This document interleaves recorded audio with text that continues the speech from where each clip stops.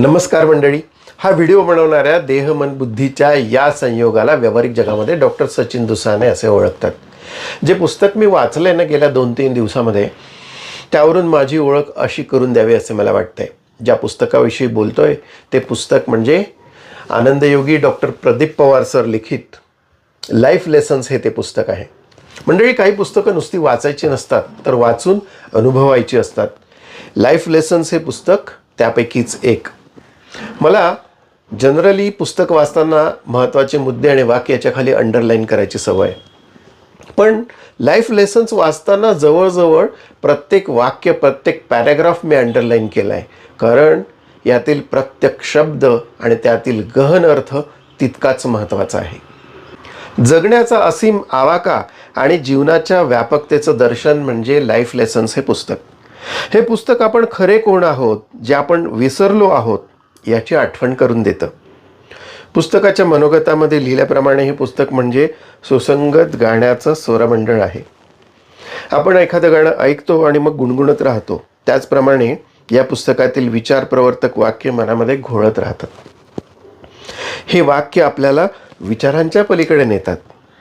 उदाहरणच द्यायचं झालं तर, तुम्ही जीवन जगत नाही तर जीवन तुम्हाला जगवते. या वाक्याने तर माझे डोळे उघडले. आपल्या आत संतुलन आणि स्वतःशी सुसंगतता असेल तर जीवन सुकर प्रयत्नरहित होतं. येथे समजलं की आपणच जीवनाच्या प्रवाहाला विरोध करत असतो आणि आपलं जीवन संघर्षपूर्ण व्यतीत करतो. जीवन प्रवाहाशी एकरूप झालं की आपण फक्त जगत नाही तर फुलत जातो. हे वाक्य किती सुंदर आहे. जग आपल्याला जसं दिसतं तसं नसतं, तर जग आपल्याकडे आपण जसं पाहतो तसं बनतं. जग आपण आपल्याकडे जसं पाहतो तसं बनतं.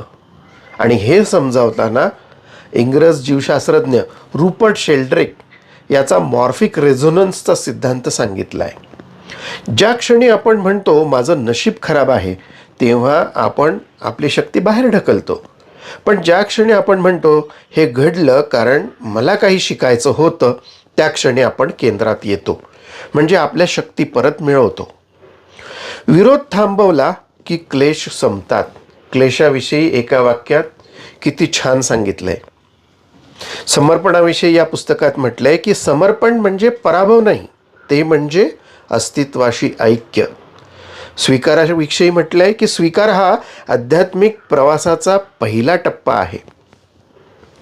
आपण जगात कुणावरही विश्वास ठेवू शकतो, पण स्वतःवर नाही ठेवला तर जीवन पुन्हा त्याच बिंदूपाशी नेऊन उभं करतं. मंडळी, खरं म्हणजे किती सांगू आणि किती नाही या पुस्तकाबद्दल. या पुस्तकात लिहिलेलं असं झालंय. अनेक संत, महात्मे, शास्त्रज्ञ, तत्त्वज्ञ यांचे विचार, अनेक शास्त्रीय प्रयोग यात दिलेले आहेत, जे आपल्या जीवनाचा दृष्टिकोन बदलवतात, जगण्याकडे नव्या दृष्टीने पाहण्याची दृष्टी देतात. या पुस्तकातील मला भावलेल्या अनेक लेसन्सपैकी एक लेसन म्हणजे 23वा. हा लेसन पूर्णत्वाशी एकरूप होणं हा आहे.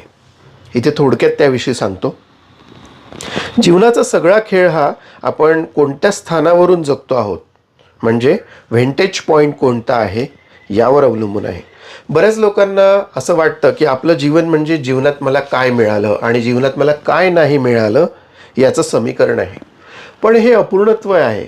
लोक स्वतःला शरीर, मन आणि त्यांची जी काही ओळख असते तिथपर्यंतच मर्यादित करतात. उदाहरणार्थ, मी डॉक्टर आहे, मी पिता आहे, मी शिक्षक आहे, अमुक माझी ओळख आहे.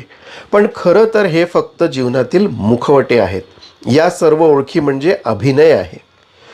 जेव्हा तुम्ही स्वतःला या मुखवट्यांशी एकरूप करतात तेव्हा काय होतं, तर तेव्हा प्रत्येक अपयश, तुमच्या जीवनातील प्रत्येक टीका, प्रत्येक नुकसान तुमचं अस्तित्व हादरवून टाकतं.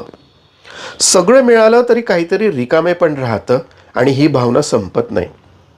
पण जेव्हा आपल्याला एखाद्या विश्रांत क्षणी जाणवतं की हे सगळे विचार, या सगळ्या भावना, हे सगळे अनुभव हे मी नाही आहे, तर मी अनुभवणारा आहे, तेव्हा इनर अलाइनमेंट होतं. आपलं जगणं संघर्षातून खेळात बदलतं. आपण अदृश्य ऊर्जेशी पुन्हा संरेखित होतो, अलाइंड होतो. रावणाकडे सगळं होतं, विद्या होती, सत्ता, ऐश्वर्य होतं, शक्ती होती, पण अहंकाराच्या भिंतीने त्याचं विश्व बंद केलं होतं. हे इनकम्प्लीट रेल्म आहे. त्या उलट हनुमानाला जेव्हा श्रीरामांनी विचारलं की हनुमान तू कोण आहेस, त्यावर हनुमान शांतपणे हसले आणि म्हणाले, देहबुद्ध्या दासो अस्मी जीवबुद्ध्या त्वदंशका आत्मबुद्ध्या त्वमेवाहम.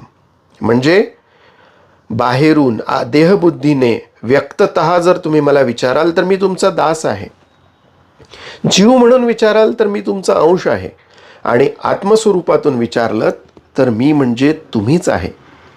हनुमंताचे हे रेल्म कंप्लीट रेल्म आहे. हनुमंताच्या अस्तित्वाचे सर्व स्तर भगवान श्रीरामांनी व्यापले आहेत. अव्यक्ताशी जोडले जाणं म्हणजे शक्यतेच्या महासागराशी जोडले जाणं, पॉसिबिलिटीशी जोडले जाणं. आपल्या जीवनाचा उद्देश म्हणजे अव्यक्तात विलीन होऊन व्यक्तीत खेळणे होय. हनुमंताचं अस्तित्व देवाच्या प्रवाहाशी संरेखित आहे, म्हणून त्याचं सामर्थ्य अमर्याद आहे. आपण जेव्हा ठरवतो की आपण पूर्णत्वाकडून जगणार आहे, तेव्हा संघर्ष नाहीसा होतो आणि जीवन प्रवाहात नाचू लागतं. अव्यक्ताचं संगीत व्यक्तातून वाजू लागतं. हे पुस्तक मुळातूनच वाचायला हवं, समजून घ्यायला हवं, शब्द आणि शब्द त्यामागील गहन अर्थ उमजून घ्यायला हवं. आनंदयोगी प्रदीप पवार सर लिखित लाईफ लेसन्स हे पुस्तक आपल्या सगळ्यांसाठी उपलब्ध आहे. So be open to learn, unlearn and relearn. धन्यवाद. थँक्यू.